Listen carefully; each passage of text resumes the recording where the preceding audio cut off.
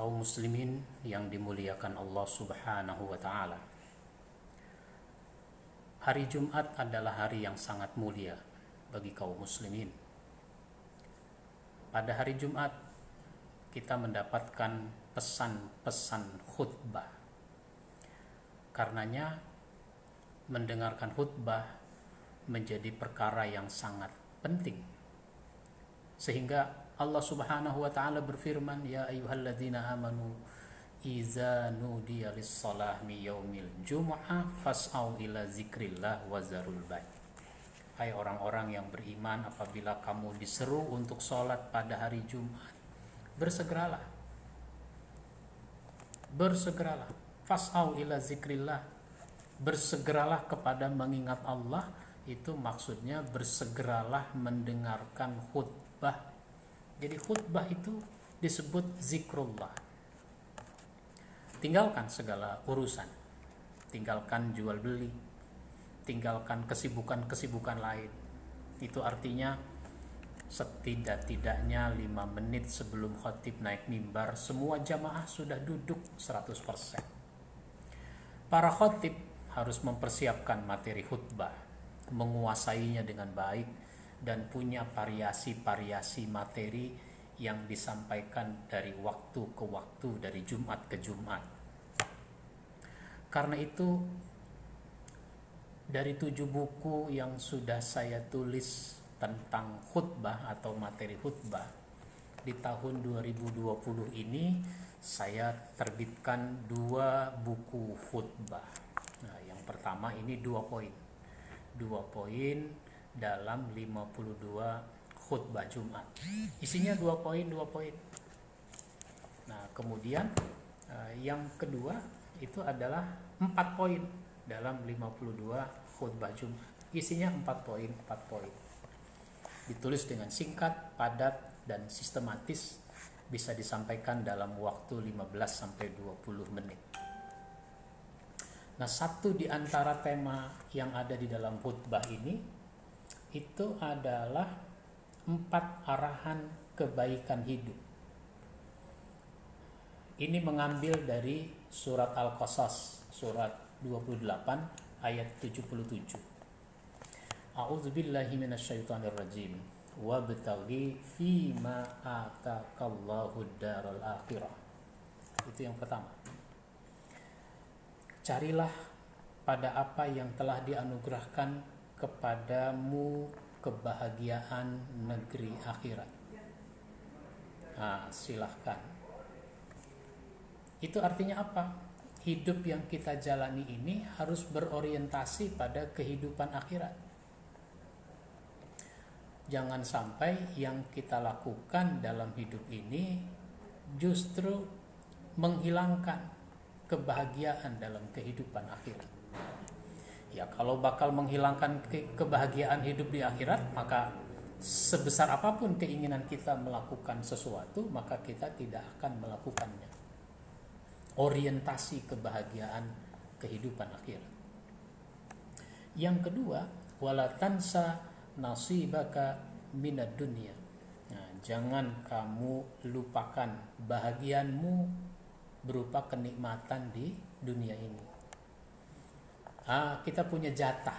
Nah, dalam hidup ini kita punya jatah. Kita boleh makan, kita boleh minum, kita harus berpakaian, bahkan kita boleh melakukan hubungan seksual sesuai dengan hasrat kita masing-masing. Tapi itu jangan sampai merusak kebahagiaan di akhirat tadi. Karenanya jangan menghalalkan segala cara yang halal saja. Karena apa yang kita nikmati di dunia ini pun sangat terbatas. Terbatas dalam arti kita tidak mampu menikmati semuanya. Sekalipun kita mampu membayarnya, mampu membelinya. Saya suka mengatakan, kalau kita masuk ke restoran Padang, kita bawa uang 1 juta, 2 juta. Apa yang ada di situ dijejerkan semua di meja. Ada ayam bakar, ada ayam goreng, ada ayam gulai, ada ayam pop, macam-macam ayam. ada ikan, ada sayur mayur, segala macam. Kita bisa bayar semuanya, tapi kita tidak mampu menikmatinya. Kita punya keterbatasan. Maka dunia ini sekedar jangan dilupakan. Wala tansa nasibaka minad dunya. Yang ketiga adalah wa ahsin kama ahsanallahu ilaika. Berbuat baiklah kamu sebagaimana Allah sudah berbuat baik kepadamu. Bersyukurlah kepada Allah Subhanahu wa ta'ala yang sudah memberikan kebaikan, yang sudah melakukan kebaikan, yang sudah menganugerahkan kebaikan begitu banyak. Bagaimana cara kita bersyukurnya? Salah satunya adalah dengan memanfaatkan apa yang Allah berikan itu untuk kebaikan-kebaikan. Luar biasa orang hidup kalau sebagai apapun dia, yang muncul dari dirinya adalah kebaikan demi kebaikan. Luar biasa seorang presiden kalau mengeluarkan kebijakan yang berisi kebaikan. Luar biasa hakim kalau yang diputuskan adalah kebaikan. Luar biasa polisi kalau dia melakukan kebaikan, dan seterusnya. Secara pribadi, semua kita pun menjadi pribadi yang luar biasa kalau kita melakukan kebaikan.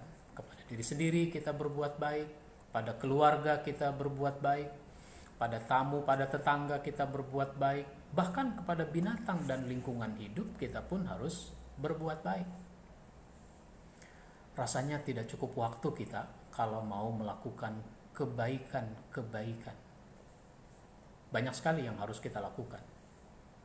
Sehingga kalau orang mau melakukan kebaikan, dia nggak sempat melakukan keburukan. Nah, yang terakhir, yang keempat adalah wala tabghil fasada fil ard innallaha la yuhibbul mufsidin. Jangan kamu melakukan kerusakan di muka bumi. Sesungguhnya Allah tidak suka pada orang-orang yang melakukan kerusakan. Bumi, tempat kita berpijak, tempat kita hidup, itu jangan kita rusak. Tapi ternyata sudah banyak orang yang melakukan kerusakan. Kerusakan apa? Kerusakan lingkungan hidup. Bilangnya sih membangun, tapi ternyata merusak. Sehingga terjadilah berbagai macam bencana yang merugikan kita juga, merugikan manusia. Ini banyak terjadi. Maka kalau terjadi banjir bandang, terjadi banjir, itu adalah karena kerusakan yang dilakukan oleh manusia.